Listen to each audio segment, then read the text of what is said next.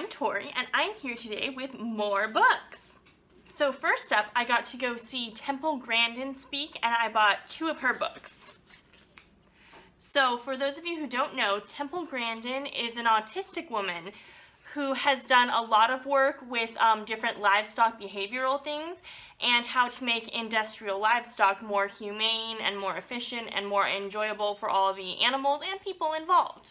So she is a really amazing speaker. I got to go to an event where she kind of gave her presentation about the overview of livestock management. And then I got these 2 books. I got Temple Grandin's Guide to Working with Farm Animals. This is her newest book, and I picked it up because it has information about goats in it, and that is the main animal that I work with for livestock. I also got Thinking in Pictures, My Life with Autism, and this book is a little bit older, and I think this one is going to talk more about Temple Grandin's life and less about livestock, so I kind of got one of each. I can hear about livestock, and I can hear about her views on autism, so I'm really looking forward to reading these. And this one is actually signed to me, so I'm really excited to have a copy signed by the author in my presence. That is so cool. So next up, I went to a thrift store. So I'm wanting to read more series, and I kind of burnt myself out on reading too many library books, so I'm wanting to kind of collect more series to kind of read through, and then either if I love them, keep them, and if not, donate them back. So I'm starting to collect like bits and pieces of them. So I got these 2 books in the Shannara Chronicles. I know very little about this, but I know it's a popular fantasy series that's been turned into a TV show. So I have the Wish Song of Shannara and the Elf Stone of Shannara, and I don't even know what numbers these are in the series, but these were really nice, shiny new editions, and so I thought I would get them, and then I can try to pick up the rest of the series. Next, I got Succubus Dreams.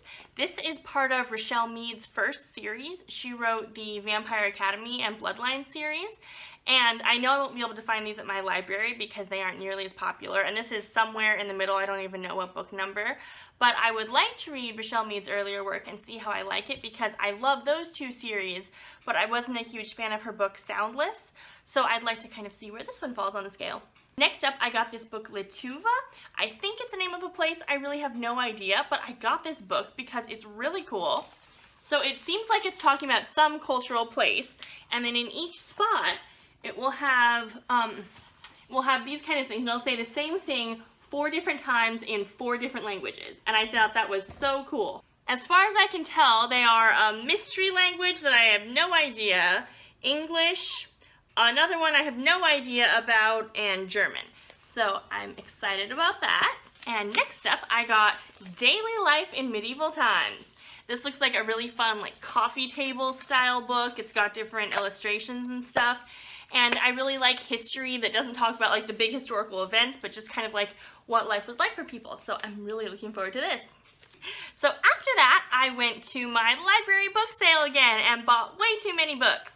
So first up, I have Dying to Sing, which is the first book in a mystery series, and the protagonist is a woman who owns a cowboy bar in San Francisco, so that should be interesting. Next, I have Bad Monkey and Shotguns and Love Songs, and I don't know much about either of these, but I know they were on my list of books that like came up on Amazon recommended that I'd been kind of wanting to read, so since they were really cheap, I got them. Then I have Witch and Wizard by James Patterson, and this looks like a fantasy series. It's the first book in the series, and I remember seeing like, it was the first book I ever saw a TV commercial for, so I thought I'd go ahead and pick it up and see if the series is any good. Then I got Math in 100 Numbers, and this is just a little book that talks about all different kinds of little math-related things that seem really fun. And I got it because Pi Day was coming up, and I always like to collect different books for Pi Day on March 14th. Then I have Maximum Ride, The Angel Experiment, and Max, a Maximum Ride novel. I've heard of this series, and people seem to either love it or hate it, or sometimes both, so I thought I would give it a try. I have to look up and see if any of these are first books in a series or not. Then I got The Lost Hero, which is the first book in the Heroes of Olympus series. I recently read the Percy Jackson series and loved it, so I can't wait to start this. Then I got Leviathan by Scott Westerfeld. The cover is really cool. It looks really steampunkish and kind of fun. I read the Ugly series by Scott Westerfeld, and I really liked the first 2 books, and then it kind of trickled off for me, so I'll see what I think of this. Then I got more Bloodlines novels. So this is Bloodlines. I know this one's the first book in the series because it's named after the series. And this is the Golden Lily, which I think is the second book, but I can never tell because this series is amazing, but the cover art all looks the same and the titles all sound the same, so I can never keep track of them, but I'm really excited about these. Then I got this one, Shades of Earth, which I just recognized from different booktube videos, and I know the series is popular, and I was impulse shopping, so there you go. Then I got a bunch of books on German. This one is German Pitfalls. This one is Schreiben Sie Deutsch, which I think means write in German or something along those lines. This one has the word year in it. I don't really know anything else. And this is a dictionary, I believe. So I got these because I'm always trying to teach myself a foreign language and it's never working. I'm not good with languages, but I still keep trying to teach them to myself, and I'm trying to do it just for free with books I can get at book sales. So that is this. Next, I got History of Costume, which sounds amazing. And this has all different great illustrations from throughout history, so I'm really looking forward to reading this. Then I got Down Memory Lane, and this is all about the history of dance. So there's all kinds, and this actually has more pictures in it than the costume book, so I'm excited to look at the different costumes, and I'm excited to learn about the history of dance. Next, I got Joseph Campbell's The Power of Myth. I believe Joseph Campbell is the person who came up with the whole concept of the hero's journey, which is a fairly popular thing people talk about. They use Star Wars as an example a lot. And so I love mythology books, and I'm really excited to see what this is about. Alright, last place I shopped. So then my town had a rummage sale. I believe it benefits a charitable organization. I think it's like a women's improvement group or something. So I had to go and support them and buy lots of books as well as other things. So I got this really cool cover of Pride and Prejudice. And yes, I already own this book, but that cover is so great, I needed it. More books that I already own multiple copies of. That cover of The Hobbit is amazing, and I only have like 3 copies of The Hobbit, so of course I need this. And then look at this cover, these covers for The Two Towers and The Fellowship of the Ring. Aren't they so pretty? I love them so much. And yes, I think The Two Towers is the book in this series that I have like the most copies of, because I have like really beat up copies I can read in the swimming pool and like all kinds of really good copies. But aren't they so pretty? You just need them. Then I got a book called Food at the Time of the Bible, and this has some recipes, but mostly it talks about how food was like processed and grown, as far as I can tell, and what foods were available and things like that. And I love reading about really specific kinds of history things like that. I listened to an audiobook about the history of cooking that I really loved, and so I love reading about that kind of thing. Then I got A Bear Called Paddington. I hope this is the first book in the series, but I don't really know. I know the Paddington Bear movies are coming out, and it seems like a really popular series, so I thought I'd give it a try. Then I got Holes. I read this when I was in elementary school and loved it, and now I have my own copy. I can reread it. And then I got Auntie Irma's Cope book, How to Get from Monday to Friday in 12 Days. This sounded really funny. I believe it's from about the 60s, and apparently Irma Bombeck is kind of famous, I don't know, but I just thought this looked like a fun book. So those are all of the general books I got. And then this isn't a book, but I got a record of the soundtrack to West Side Story, and I checked, and this one is barely scratched at all, so I think it should play just fine, and I'm excited about that. I got a bunch of really cool old music books, and I mostly got them for the illustrations. So this is the Fireside Book of Folk Songs, and isn't the art just great? And you can see all the little illustrations in here. I love this style from like, I want to say like the 50s through maybe the early 70s. They did great art in these kinds of things, so I love collecting this kind of book. I got a bunch of little like sheet music-y books, and these are also illustrated. They have some fun little illustrations mixed in with them.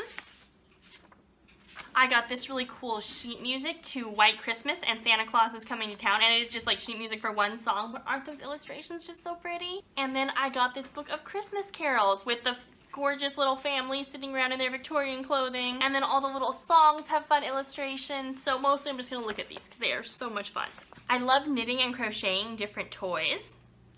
and they had amazing books for 25 cents a piece. So I got Knit Your Own Dog. It has all different little breeds of dogs in here. I got Noah's Knits, which has all different kinds of little animals that you can knit. I got Mini Christmas Knits. I got Nativity, so you can knit your own nativity. 'Twas the Knit Before Christmas. And Knitted Wild Animals.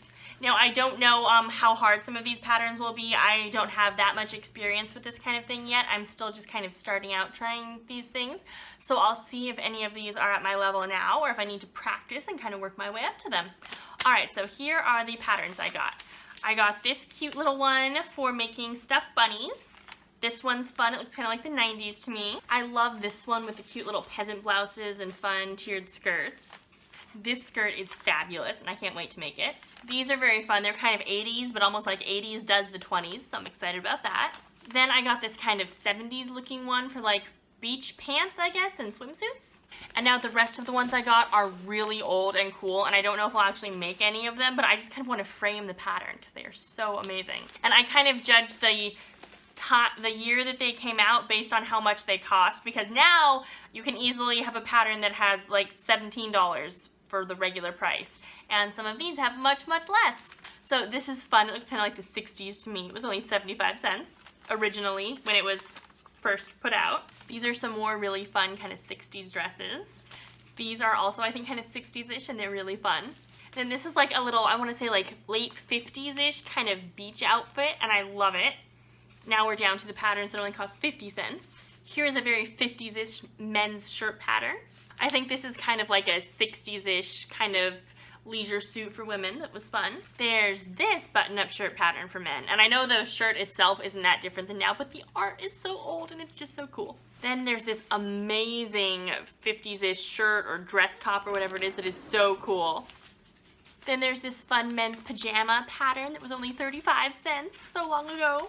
There's this really cute women's, and I can't tell for sure because this looks like sleepwear, but this looks like a regular dress. So I'm not quite sure what it's supposed to be, but it is adorable. Next, I got this great like swimsuit or beachwear kind of pattern that looks like it's from maybe the 50s. It was only 35 cents, and isn't that just so cool? And here is another 50s dress or pajama thing that is also very fun. So I'm really excited about those awesome vintage patterns. I hope to be able to make some of them. I know some could have the pieces missing, but even if they do, I'm still really happy to have them to add to my collection. So these are the books and patterns that I bought, and thanks for watching.